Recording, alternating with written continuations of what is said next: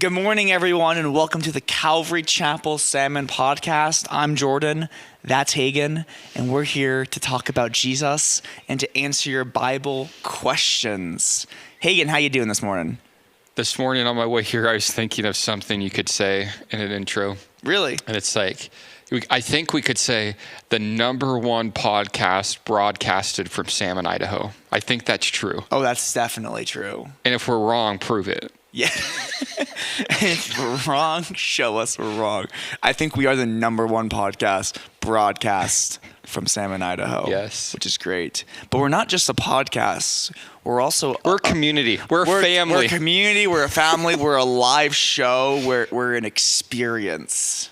Information, entertainment, all of it. We take information, entertainment, and they have a baby, and then Wow. we send that baby to you. That's right. Through the internet. Yes. So yeah, we're going to answer your questions today. If you're watching live on Facebook or YouTube, you can comment your questions and we'll read them and we'll answer them. We'll try our best. We have some questions sent in ahead of time. But yeah, I'm excited. Are you excited, Hagen? Yeah. Bet. I'm just pulling up YouTube on my phone right here. Let's see. Our first question, Hagen, is on forgiveness. This one was sent to us via Facebook. It says, how do we have the power, right, or authority to forgive? Forgive those that trespass against us? God forgives sin. He died on the cross, not us. I cannot be mad but forgive? Confusing. It is confusing. Yeah, the way that question was worded is interesting, but how can we forgive? I think that's the heart of the question. Well, Matthew chapter 18, starting in verse 21, Jesus gives a parable and it says, "Then Peter came to him and he said, 'Lord, how often shall my brother sin against me and I forgive him? Up to 7 times?'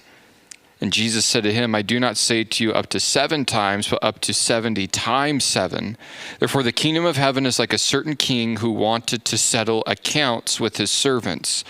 And when he had begun to settle accounts, one was brought to him who owed him 10,000 talents. But as he was not able to pay, his master commanded that he be sold with his wife and children and all that he had, and that payment be made. The servant therefore fell down before him, saying, 'Master, have patience with me, and I will pay you all.' And the master of the servant was moved with compassion, released him, and forgave him of his debt. But the servant, he went out and he found one of his fellow servants who owed him 100 denarii, and he laid hands on him and he took him by the throat, saying, 'Pay me what you owe.' So his fellow servant fell down at his feet and begged him, saying, 'Have patience with me, and I will pay you all.' And he would not, but he went and he threw him into prison till he should pay his debt. So when his fellow servants saw what had been done, they were very grieved, and they came and they told their master all that had been done. And his master, after he had called him, said to him, 'You wicked servant, I forgave you all your debts because you begged me.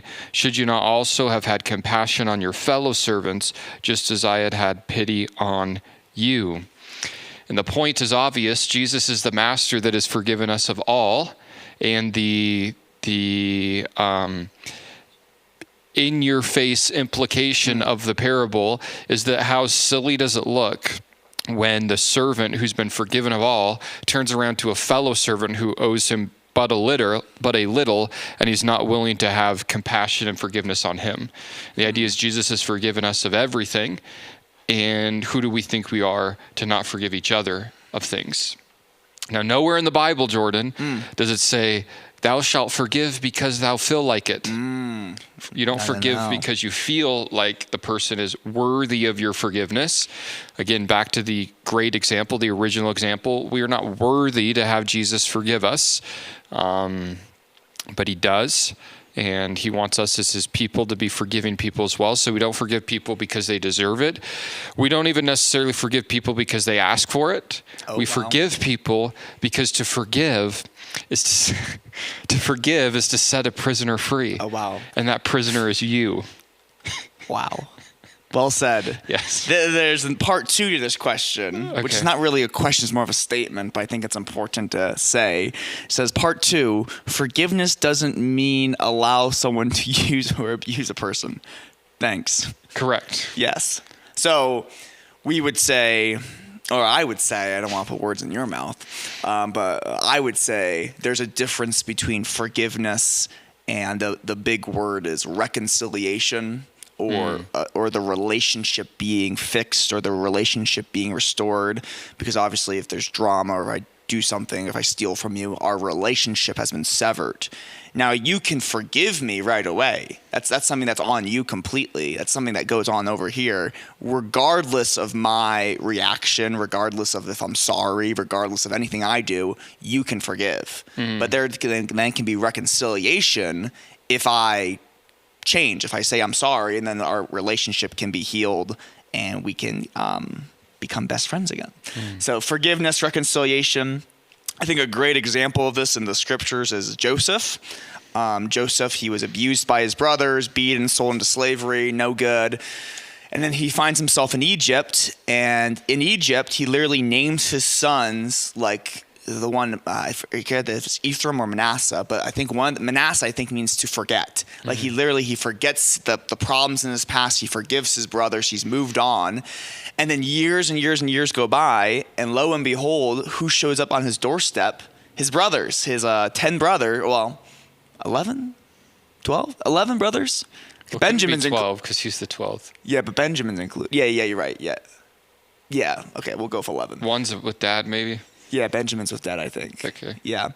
His brothers show up, and Joseph doesn't immediately, and this is confusing for a lot of people when they read the Genesis account, Joseph doesn't immediately reveal himself to his brothers. Instead, what Joseph does is he starts to test his brothers. He does all these interesting little games with them to see if they've really changed, to see if they're sorry. And one of them is for his brothers to go get their other brother, Benjamin, and he's going to bless the youngest Benjamin to see if his brothers get jealous, because the whole thing back in the beginning was that his brothers were jealous of him. So he's going to see if his brothers have changed or if they're still the same. And his brothers have changed. They're different. And then finally, the ultimate test is Joseph says, hey, you guys can go free. I'm going to keep Benjamin here as a slave, as a prisoner. And then Judah steps up and Judah says, nope, we're not going to abandon our brother. We're not going to leave him here in Egypt. Take me instead. And at that point, Joseph breaks down. He reveals himself, and there's reconciliation. My point of saying all that is Joseph has already forgiven his brothers. He wants the best for his brothers. But before he can reveal himself, before there can be reconciliation, Joseph sees change. Joseph wants to see change in a person's life. And I think that's a good principle where it's like you can forgive someone, you can want the best for someone, you can set yourself free from anger and hatred and bitterness. But that doesn't mean you have to become that person's best friend again. It doesn't mean you have to hang out with that person. You can wait until you see change in their life, and then you should want to reconcile with them, if that follows. Yeah. Yeah. Good. Cool. Wow, Hagen. This next question's a doozy. Oh, good. Are you ready? I'm ready. Good. Let me pull it up. Somebody texted it to me. This question was also sent on via Facebook. Okay. By Facebook, he means email, just so everyone knows. Oh, yeah, you're right. It wasn't email. You're right. Yes. Good point. Hi It's there. all the same to you. Yeah, I don't know. Email, Facebook, Threads. All these things that kids are using these days. I don't know. Hi there. I noticed you guys are doing a lot of new construction for the church.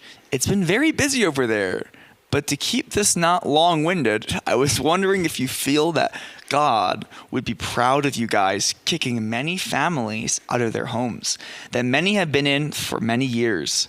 Housing is already an issue in the area. I just can't fathom this ungodly act for you to build a bigger church and a parking lot. What an interesting question. That is an interesting question. Let's Probably see. won't be the last time this question's asked. Sure. Yes. I think the first idea is, let's see. First of all, we are extremely gracious, meaning that No one is told, which legally you can. No one is told in 30 days you have to get out because we're tearing down your house. No one. Everyone over there who lives in the houses that Calvary Chapel Sam has owned, and some of them we've owned for quite some time. Some of them we got within the last 2 years. But everyone over there for at least the last 2 years has known this is the direction we're heading in. So anytime another rental has come available, they've had enough of a heads up to know that where I'm living is not going to be my forever home, which also should kind of be implied as well, because although those houses are great houses and a blessing for people, those houses are not great houses. Yeah, they're very You've small. lived in them. I've lived in one. You lived in one for a while. Yeah. And they're fine and they work, but to pretend like those houses are going to last another 30 years, No, they're older it's just not houses. true. The type of money it would take to invest in them is not worth it. So those houses are on their last leg eventually in the next season anyway, for anyone who would buy them. Yeah. So it's not like we swoop in, we give people 30 days notice, we're kicking families out of their home with nowhere to go, we're demoing their house and all their livelihood and their possession, and we're building a parking lot. Like, that's not how it works. People have had ample time. They still have ample time to look. Anyone who's moved out of the houses that have been demoed could have had a little more time if they wanted to choose it, but they found another option to move to, and they moved to it, which was good, because you found your other option that's more long-term than the one you have, and you should have moved. I do agree that Salmon has a housing crisis. I wish that the city would help out with that a little bit and not be as difficult with some things as far as people that want to build more housing. There's a great housing development going in south of town that's starting to get some houses built. And it's been a nightmare for these people, years of trying to jump through hoops in order to just make affordable housing for people in this community. And another problem, though, in this community is not just housing. Guess what else? On the 4th of July or other huge times, what's another issue in this town? Not enough parking. Parking, that's right. So the two biggest problems in this community are housing and parking. So we are solving one of them. That's good. We are solving one of the problems. Yeah. Is it at the detriment of another one? Kind of, but they were a ticking time bomb anyway. That's step one. Would you Step two- say that? No, go ahead. No. Would you say that at some point we would feel like it would be wrong to have people live in those houses just because they're getting older and older and older, and the amount of work they would need? Because they're not. Yeah, they're older houses. Sure. Like, there's a point where it's like, okay, you either need to do some serious remodel, or the living situations are not good. Yeah. Right. You're not like glad or proud of the product that you're putting out. Yeah. So it's like, eventually you got to decide, is it worth to keep dumping money into a place that honestly just needs to be started again? Or, so that's a factor as well. Another thing that I was thinking is nothing is stopping anyone else from building rentals, Yeah. including the person asking this question. I don't know who you are, I don't know where you live, but build a duplex on your property. Remodel your garage into an apartment and let people live with you and on the property that you own, because you have that freedom to do that if you want. So it's very easy to look at people and say, how come you're doing this? And it's like, how come you're not doing it? How come you don't be part of the solution? Well, I don't have the money, or I can't do this, or I can't do that, or I have other plans, and so do we. We have other plans, and our plans are to do what God has called us to do, and that is to get everything that we have under one roof, meaning our church and our school, and that involves selling this building on Main Street eventually and moving over to a place that we've owned forever. Not ever, but for a long time. The actual place where we're building the new church, we've owned for almost 20 years probably. And little by little, we've just slowly purchased things around us expanding property so that this plan could one day come into action, and that day happens to be today. Oh, wow. It's happening today, and that's good news. And it does mean that things change. It does mean that buildings get torn down. It does mean that where there once used to be a house, there might be a parking lot eventually. It's like the old song, they paved paradise and put up a parking lot. Oh, wow. But sometimes those houses were not paradise. Sometimes it happens, and we're thankful for anyone that's lived in those houses. For the most part, we've had really good luck with tenants, and God has been good to us in that way. But again, long term, those aren't long-term solutions for people living there. Mm-hmm. And so it's just like, it's easy to make us the bad guy when those doors finally close. But I just don't think it's a fair question, honestly. Sure. I think it's okay to wonder about it. Yeah. But if you actually understand, again, we're not these people that just dropped a bunch of money, bought this property out of nowhere, gave these people a 30-day notice, and said, figure it out. The people have been aware of this since the beginning. For the most part, they've been aware of it at least for 2 years, and they still have time to find another place to live. So. Yep. Nice. We are not making anyone homeless. Yeah. Do you think people, because we're a church, like necessarily maybe are more critical? And do you think that's fair?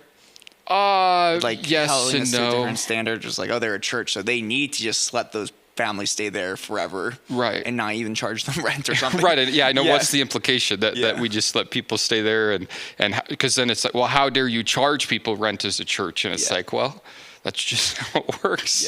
Yeah, you can't. Again, let them live with you for free, or whatever the solution is. But we have a plan. We're moving in a direction. This isn't a surprise to anyone. It's just now actually starting to happen, which maybe seems to surprise people. But again, the two houses that we have demoed, both of them, no one lived in for 6 months. Yeah. Because we knew. So we didn't move anyone into them again, because we knew once the people moved out that we wanted to demo them. So we just sat on it, and we've done that.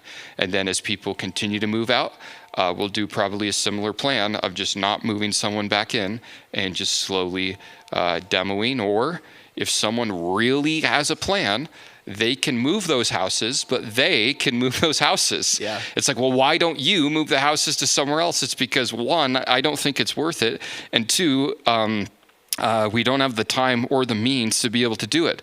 But if you want to approach us and say, I have a way to jack up those houses and move them to my property and put them on a foundation so that I can help offer affordable housing to people in this community, come and talk to us, because that could be an option, but it's not an option for us. But it could be for you if you can actually make it happen. Yeah. So, yeah. You tell them, Hagen. Right on. And so do I think God is pleased with what we're doing?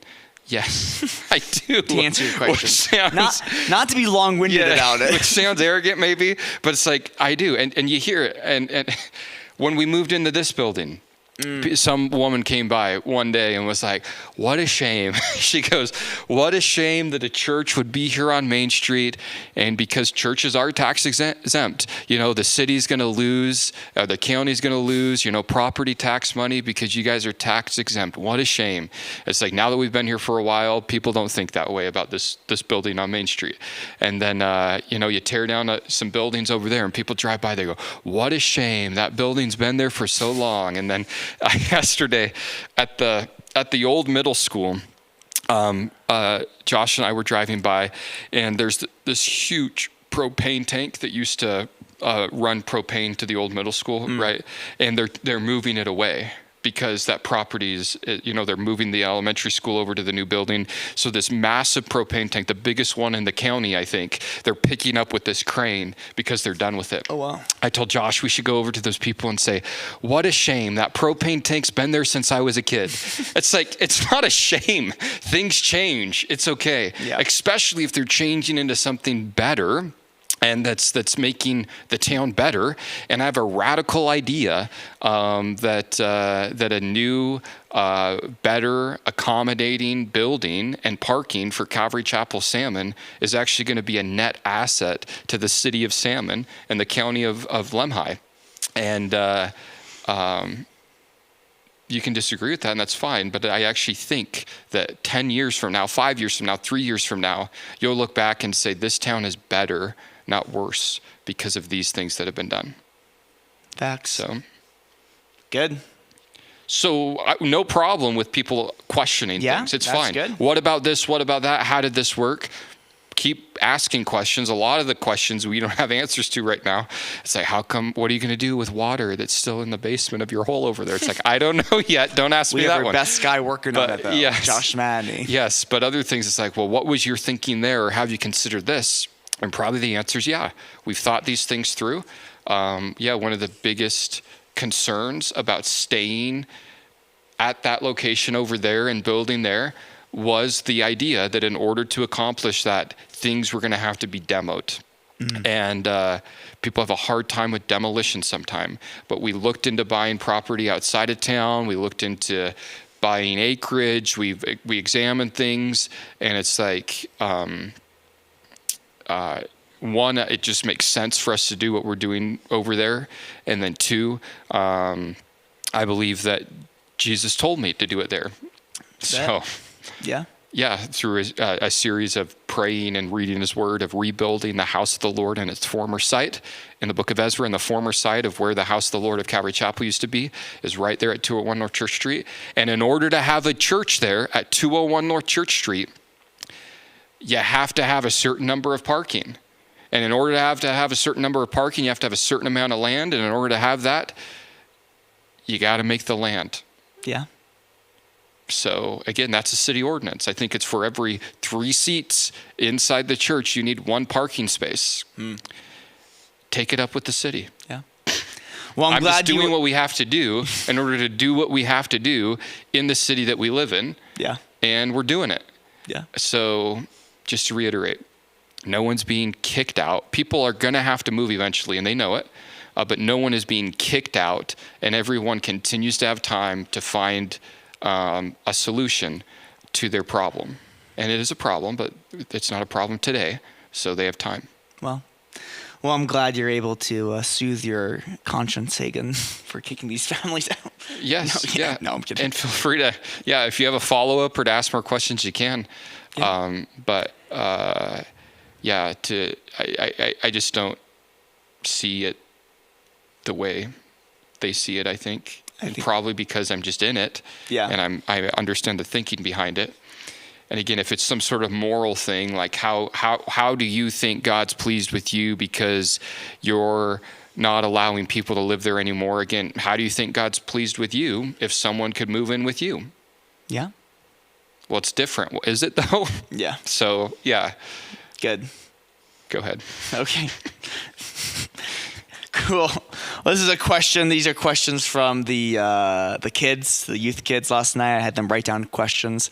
And some of them are pretty good.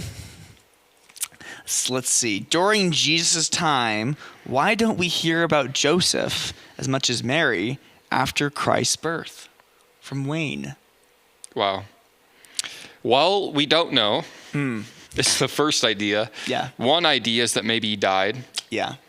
Another idea is that similarly to like all of the Bible from Genesis onward, you only hear about people that are pertinent to the main character. And the main character, once Jesus is born, is Jesus. And whenever his brothers or his mother or his cousin, John the Baptist, or whoever crosses his path and has something that makes sense to the storyline, if you will, of Jesus, the historical storyline of Jesus, it's mentioned, but outside of that, you don't have a lot of it. So it's like, I don't know. Yeah, there was just no need to tell more about Joseph. Maybe he died, maybe not, but maybe it's just like the point was Joseph was faithful in the information that he got from Mary when she was conceived with the Holy Spirit. And he's a great example in that. and that one time Mary and Joseph lost Jesus, and we learned from that. But outside of that, it was like there's nothing more to glean from Joseph in relationship to Jesus, so we just stick with Jesus. Yeah, we don't get every detail. That's okay. Let's see. This one's from Titus, and he said, sorry for the handwriting. It says, okay, if it is statistically impossible for there not to be aliens and that are more intelligent than us, is God just controlling that?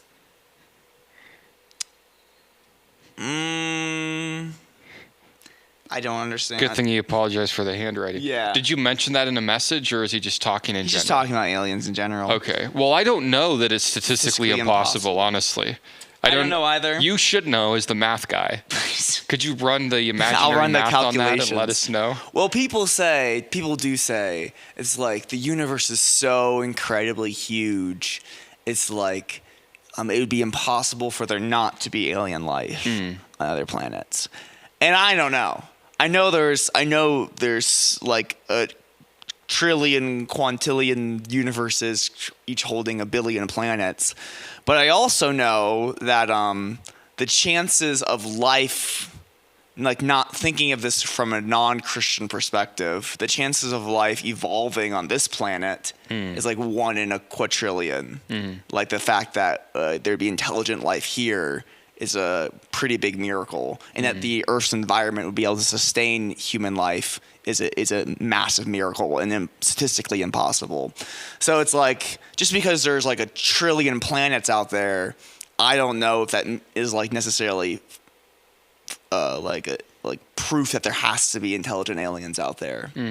Just because of like, just thinking of it from a non-Christian perspective of like if you think that this all came about by chance, the chances are almost impossible. Just how much stuff would have to happen here, and the environment, and us being close enough to the sun, and us having oxygen, and all these things that had to happen. So it's like, yeah, I don't think it's like a case closed. There's a trillion planets, therefore there must be other aliens, right? Other aliens? Or are you saying we're aliens? Oh man, maybe. You just made that slip up like Mark Zuckerberg when he talked like, about humans. I am human.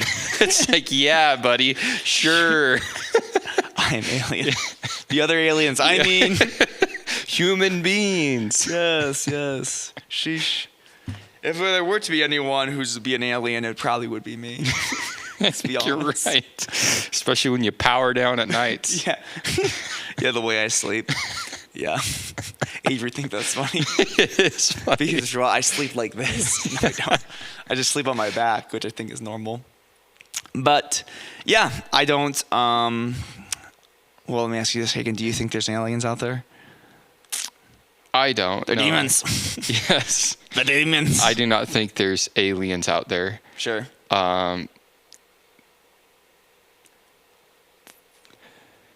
There could be creatures. But to me, it's just a distraction. Yeah. From reality. And the things that we should kind of be thinking about. It's just kind of an imaginary, like role play thing. And it's fine to think about, but it's like, yeah. Yeah, I have no problem with like bacteria or plant life being somewhere in the galaxy. I just don't think that there's other intelligent human life, because we're the only ones made in God's image. And I say that with certainty because it's like the idea of like we're made in God's image, therefore we have this like, we can sin, we have moral accountability. And it's like, well, could aliens sin?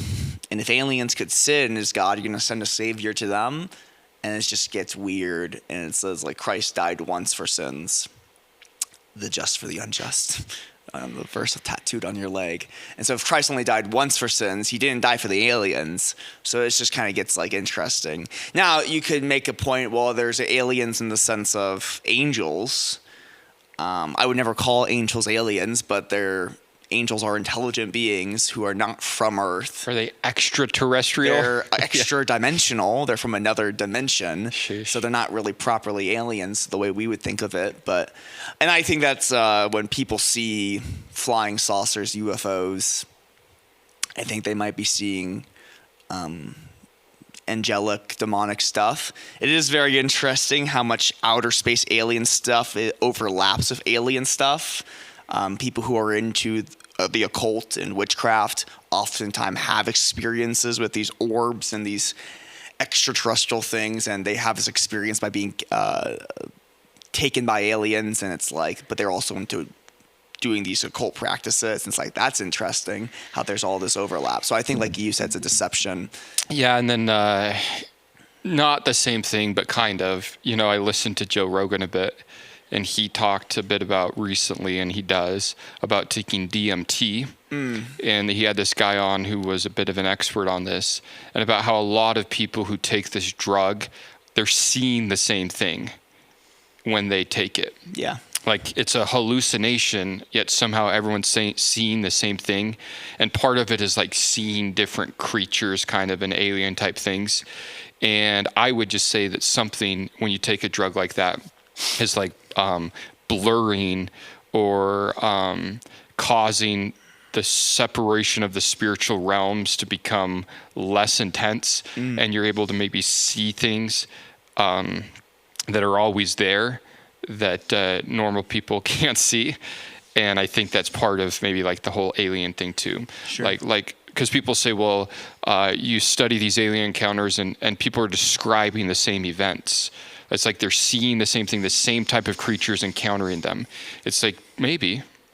Yeah. Yeah, but it's a spiritual thing. Yeah. Which ties into Bigfoot. Right, if you see Bigfoot in the woods, it's probably Jordan. No. No, it's probably a demon. And that's another overlap. People who have all these Bigfoot experiences usually are also into the occult. Usually also are messing with things they shouldn't. And there's, people talk about Bigfoot having telepath powers and being able to speak to them in their minds. And it's like, that's probably just... Guess what I'm trying to say to you right now? Stop talking about Bigfoot. Did I get it? No. Dang it. One more thing, Ezekiel chapter 1 talks about the wheel within the wheel.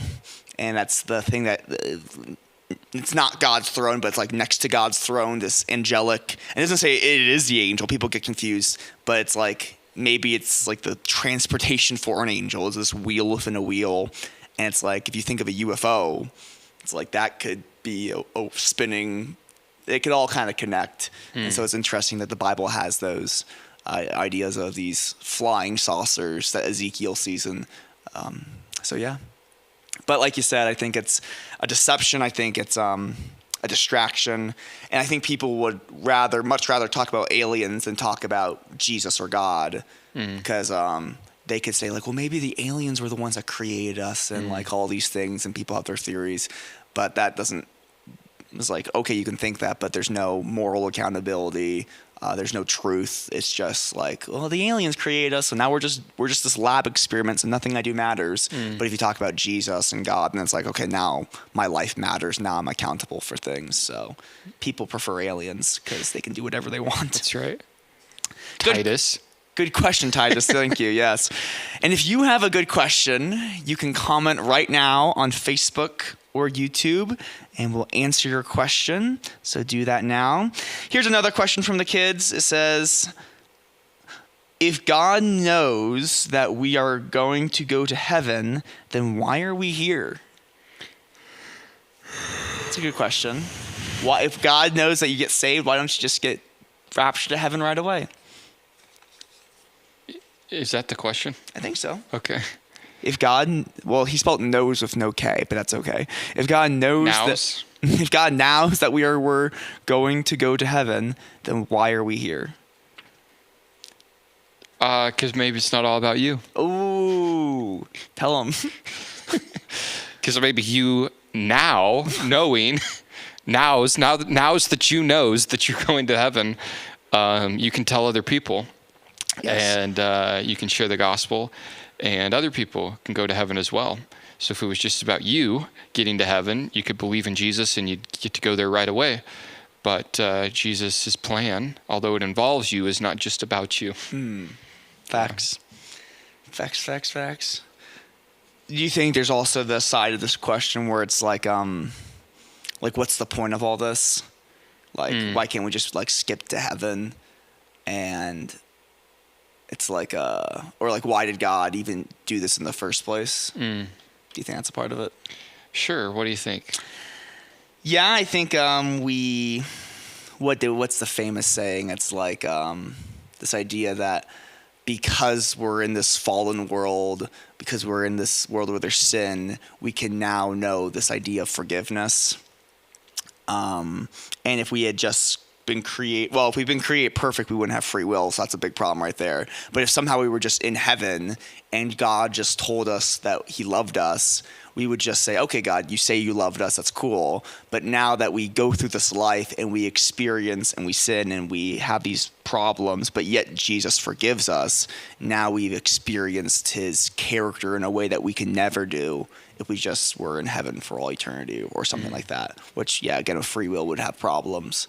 But yeah, it's like the difference between hearing that God loves us and knowing that God loves us. If we never lived this life, we would be able to hear that God loves us, but we can never know it. We would never experience it. And because of this life, because of what Jesus did, we can know that God loved us. Isaiah 55:8-9, the Lord says, my thoughts are not your thoughts, neither are my ways your ways, says the Lord. As high as the heavens are above the earth, so are my thoughts higher than your thoughts, and my ways higher than your ways. So it's like, God, why earth? Because he's got a plan. And well, I think we should just go straight to heaven. Well, guess what? He didn't ask you. Yeah. It's like, this isn't your plan, it's his. So, yeah. Yeah. Here's a question from Facebook. It says, if God will ultimately destroy evil and sin during the tribulation and final judgment, how is it that someone, this is a long question, how is it that someone who committed terrible sins, like murder, but later truly repents and trusts in Jesus, can still enter heaven? In other words, what is the difference between God destroying evil and God forgiving a sinner? That's a good question. That's a good question. Yeah. Do you want me to read it again? No, please. I have it. Okay, good. The answer is found where? In Revelation? The gospel. Oh, yes. The cross. It's like God is not just forgiving sin. Yes.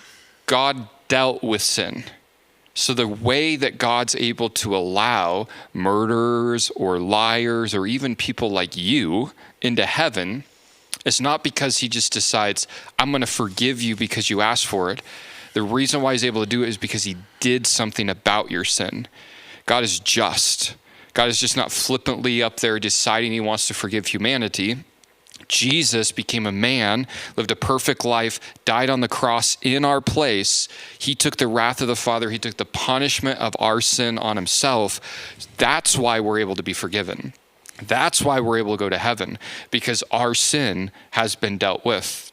When you believe in Jesus, when you put your trust in Jesus Christ for eternal life, you're receiving his finished work. You're recognizing and accepting the work that he did on your behalf so that your sin is forgiven, and you also are gaining his righteousness. So the reason why God can allow a murderer into heaven is because that sin was dealt with and the righteousness of Jesus Christ was imputed, was given to that murderer's account, so that the Father sees them as perfect.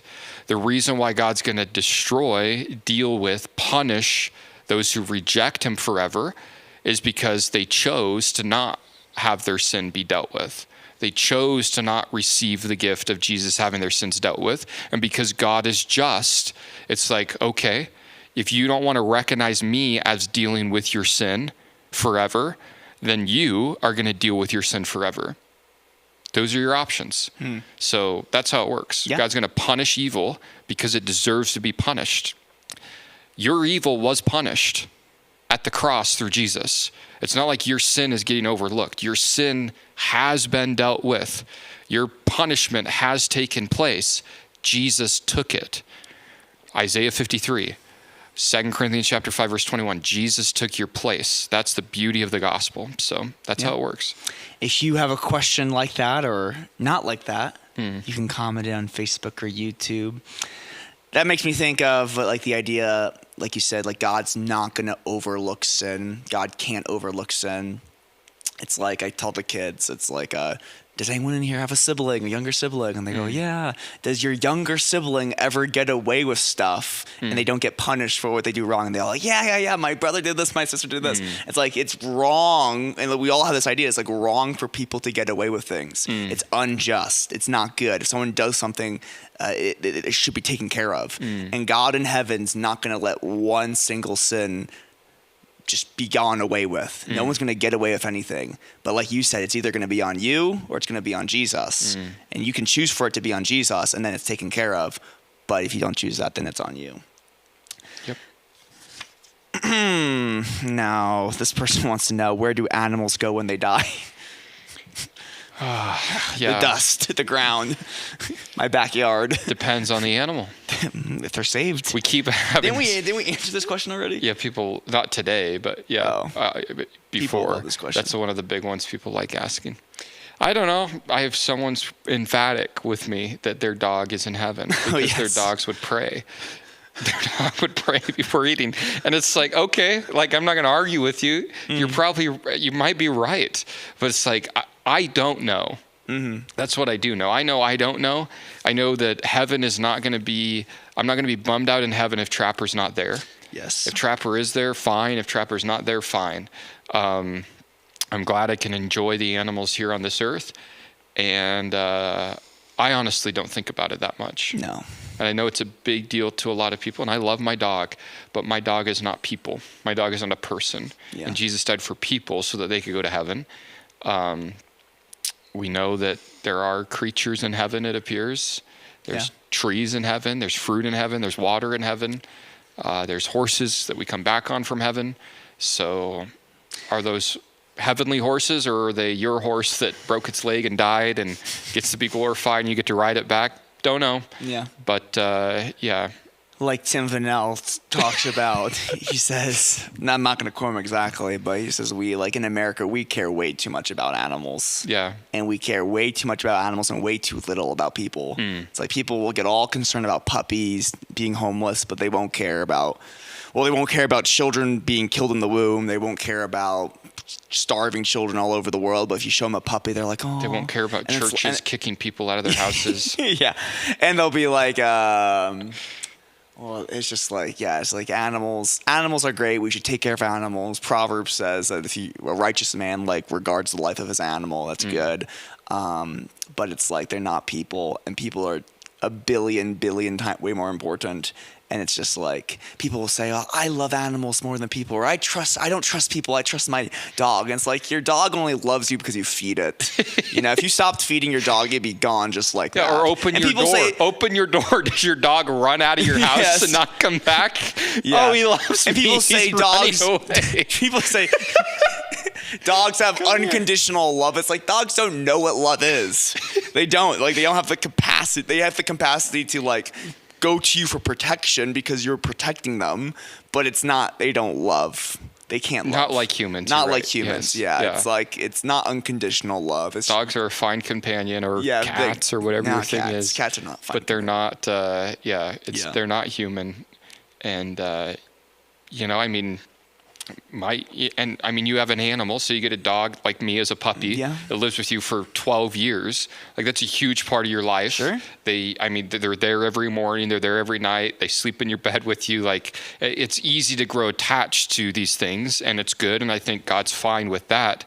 But to pretend like this relationship can substitute or take a place of a relationship that people are supposed to be filling, that's where it's wrong, I think. Yes. So. Yeah, it can get weird. People can get weird about their pets really quick. Speaking of animals, in Job chapter 40, verses 15 through 19, maybe you should turn there, when it talks about the behemoth Could it be a dinosaur of just some random large thing that's really strong? In Job, it talks about the behemoth and Where the is it? Leviathan. Job chapter 40, verse 15 through 19. Look now at the behemoth which I made along with you. He eats grass like an ox. See now, his strength is in his hips, and his power is in his stomach muscles. Sounds like you. He moves his tail like a cedar. The sinews of his thighs are tightly knit. His bones are like beams of bronze, and his ribs like bars of iron. He is the first of the ways of God. Only he who made him can bring near his sword. Yeah, dinosaur type creature. That'd be Probably. fun. Some people would say, people who are anti-dinosaurs and anti-fun, they would say a hippopotamus. That's like, please. That's not a hippopotamus. Yeah. It's probably a brachiosaurus. Really? I had to look up what those ones were called, but the dinosaurs with the long necks. They're herbivores. They eat grass. They're strong. They're massive. Big hips. Big hips. Look at those things. Yeah. Okay. Yeah. Probably a brachiosaurus. That's what it's describing. And yeah, dinosaurs are cool. God invented dinosaurs. Dinosaurs, when I went to the Creation Museum when I was a young lad, I learned about how and this makes sense to me, how Noah was commanded to take 2 of every animal on the ark, and that would include dinosaurs. And so dinosaurs probably were on the ark, probably as babies, like just little baby dinosaurs. And then after the ark, they probably just died of not being able to survive the new climate and lack of food and probably being hunted. And yeah, they should probably died then. So yeah, that's what happened to the dinosaurs. Not a meteor. I think even like now, secular people are very skeptical of the meteor idea. I've heard that somewhere. That theory isn't as accepted. accepted anymore. They're getting skeptical because most of the dinosaurs were wiped out in the flood, as we know, because of the fossils. Because what do they say?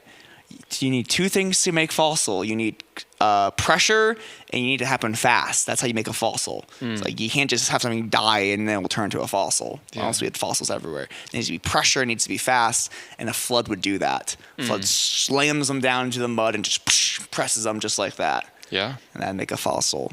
So, good question. Dinosaurs are cool.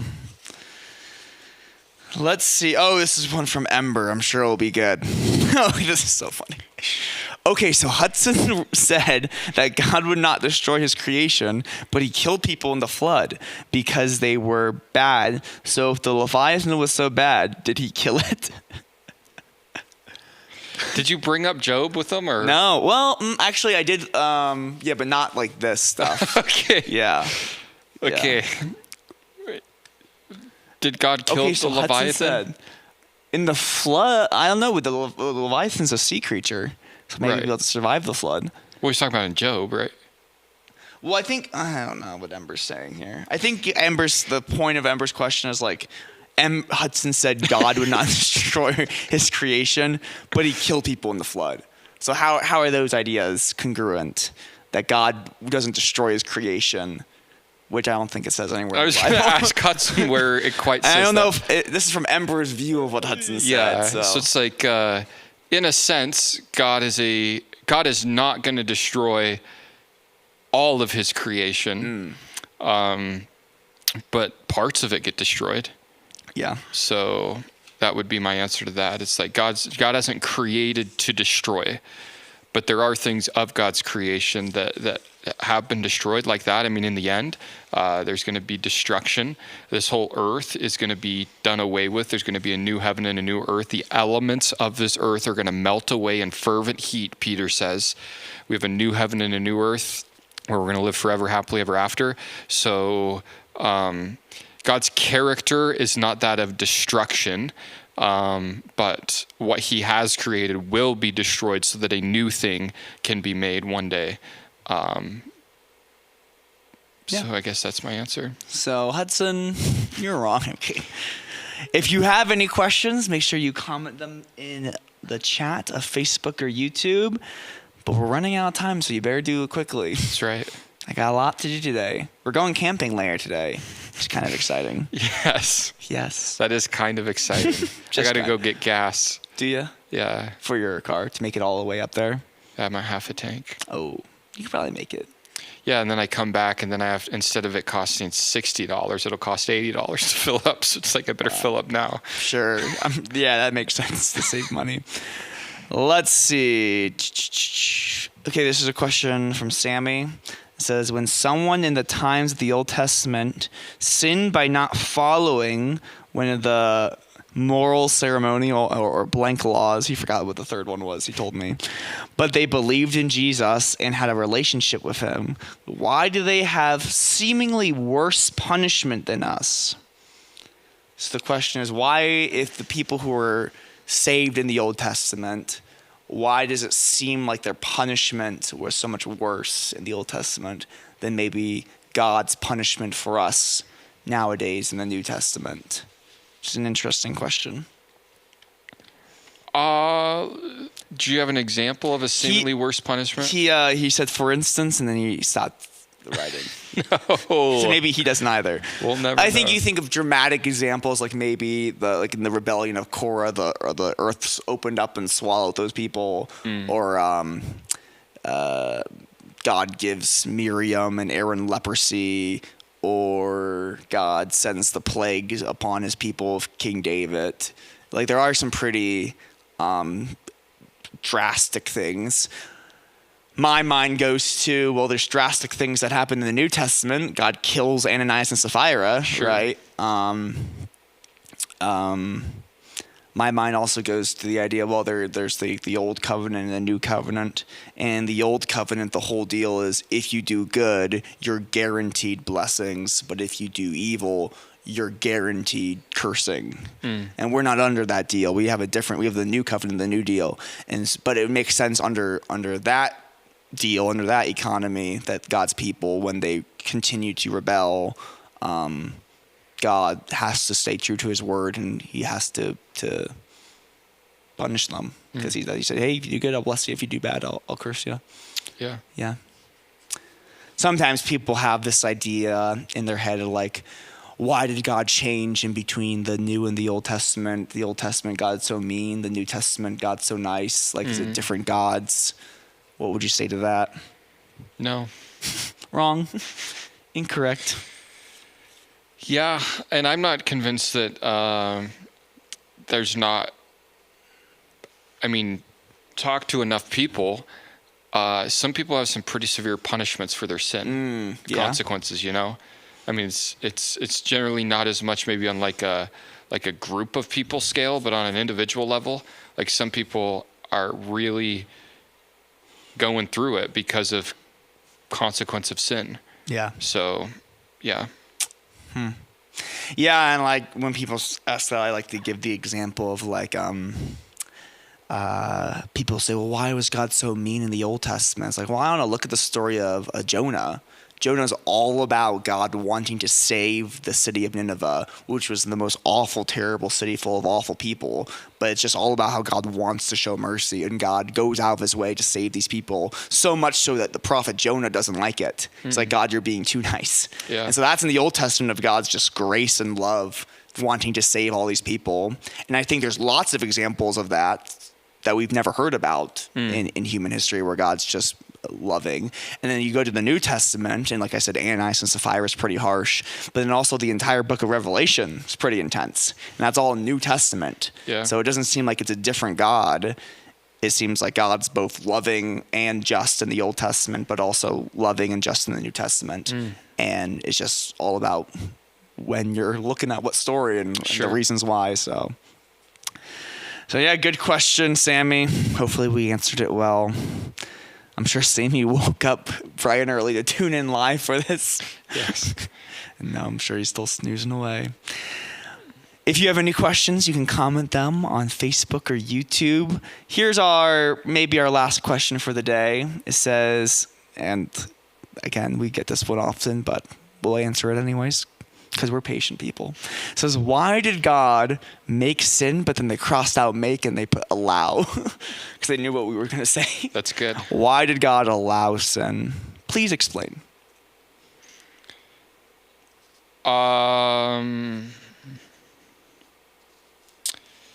Well, sin is a consequence of decision, right? Yeah. So God allowed decision, and because he allowed decision, a fruit of that is mankind making the wrong decision. Yes. So, If you're going to allow decisions, sometimes people are going to make the wrong one. yeah, Yeah. like you with your word choice and then crossing it out. Wow. Yeah. Good point. Yeah. Yeah. Seems pretty easy.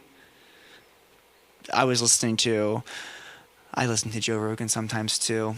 And there's this really good episode that I recommend everyone go and listen to because... Is this guy named Wes Huff? No. It's Stephen C. Meyer. And he's like... he's not like a creation scientist, but he's like a scientist. He's a Christian who's a scientist who believes in like who talks about like the idea of like evolution, all the problems of evolution, and he's very, very smart. What number is it? It's 2008, 2008. Wow. Have you listened to this one before? I don't know. It's very, very good. It's like 3 hours long, so you know it's a good one because they just keep going. Sure. And it's also like this is like older, and like Joe Rogan's kind of gone through this transformation where he's gotten more and more open to Christianity. Yes. And some reports have even said that he goes to church with his wife. He does go to church with his wife. But like you can just tell like he just asks all these questions. Like this is older when he wasn't so Christian, which is kind of a weird idea, but he wasn't so open to Christianity, and he just asked all these questions that your typical non-Christian person would ask. It's like, well, if there is a God, why would he allow war and disease and all these things? And just this guy does a very good job of just being patient and walking him through all these things and having all this amazing information. But it's just like, that's just a question that people ask. It's like, well, if there is a God, why bad? Why evil? And it's like, it's a very instinctive question. But like you said, if God's going to allow us to make choices, then we have to be able to make choices. Yeah. Yeah. Unlike this podcast, the Joe Rogan Experience is labeled explicit because he does swear. So just be aware of that. True. If you're going to listen to Yes, that, maybe on a not. family road trip, just know that it's not a Christian podcast, No. but they do have a lot of good conversations sometimes. So just have And that I in don't mind. like them all. Some of them are just like, Joe, you're too crazy. Yeah. This is not appropriate. Yeah, I just turn it off. There you go. Yeah, but the ones where he talks to scientists, it's very informative. So it's good. Good, what would you say? Disclaimer. Yes. Disclaimer. Well, Hagen, another perfect score. We answered every single question right. Wow. 100%, A+. Good. We did it. What are you going to do for the rest of your day? I'm going That's to the last question. study a bit for finishing up Hebrews chapter 10. I'm going to go get some gas. I'm going to probably take a nap so that I'm not grouchy for camping. And I guess meet you here at 6 p.m. The last thing we want is a grouchy Hagen for camping. Yes. Yes. Because I'll be making pancakes and Hagen will be sitting in his car saying, time for sleep. Yes. Are we going to go hiking? I kind of want to go hiking when we get there. Kill some time, you know? Yeah. That I mean, makes we sense. could figure something out, I'm sure. Or we're just gonna Bring sit- your fishing pole. Yeah? Are there a Do you lot have of your fishing license? walls? No, but who cares? I mean, I care. Jordan Costner cares. That's true. And he's listening live, I'm sure. I will never fish illegally. You're right. Good. Maybe I'll go get my license today. How much does that cost? Well, you can get just a day license, or you can get it for like the rest of the year. So it depends. But I'm a local, But so it's it should probably be like cheap. $35 For a day or for the rest Probably of the year? for the year, I would think. It's somewhat affordable. I don't have a fishing pole either. I was thinking about that the other day. You don't have a fishing Because when I have a son, you gotta take your kid fishing. Yeah, You gotta take your son. You can, a girl, it's like whatever, but your son, you have to take him fishing. sure. Did you go fishing a lot with your dad growing up? Not with my dad, with my grandpa a little bit. Yeah. My That's dad very was sweet. pretty busy to do Oh, wow. stuff like that, but Oh, I'm sorry, Hagen. yeah. Now me, I remember having my Spider-Man fishing pole, and we go to this pond, and we never catch anything. There's probably no fish in it. Yeah, probably. But me and my brothers, and we just go there and have a good time, and Yeah. we'd lose a worm every 5 seconds. So my dad had to put a new worm on there, and Yeah. So Nice. good memories. There's fish in Kids Creek Pond, right? Yeah. Wow. Yeah, they stock it, so yep. Yeah. I would feel weird going and fishing at Kids Creek Pond without a kid. I don't think you should do that. It's kind of creepy and weird. But once I have a kid, I'll take him. There you go. So yeah. Good. Cool. Okay. Well, thanks for tuning in, everyone. Thanks for tuning in to the #1 podcast being broadcast out of the Salmon, Idaho area. That's right. We'll see you guys later. Thanks for your questions. Bye. Bye.